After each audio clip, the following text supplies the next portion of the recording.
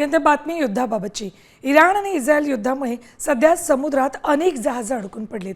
Navy cargo जहाजावरील अहिल्यानगरचे captain Syed Shakeel Kader हे गेल्या 20 दिवसांपासून एकाच ठिकाणी समुद्रात जहाजावर आपल्या भारतीय साथीदारांसह अडकून पडले।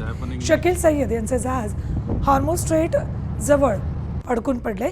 जहाजावरील प्रत्येक जण जीव मुठीत घेऊन वावरतायत।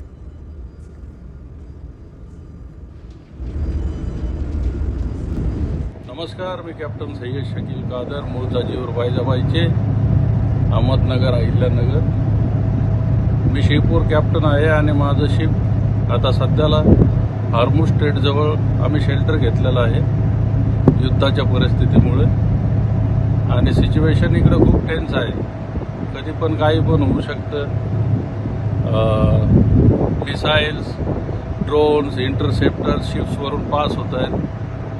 मी मागच्या महिन्यात 21 तारखेला स्पेनवरून निघलो होतो आणि आमच्याकडे दुबईचा कार्गो होता, पण युद्धामुळे आम्ही जाऊ नाही शकलो। आणि आता 20 दिवस झाले तिथं कोर्फकान पोर्टजवळ आम्ही शेल्टर घेतलेलं आहे।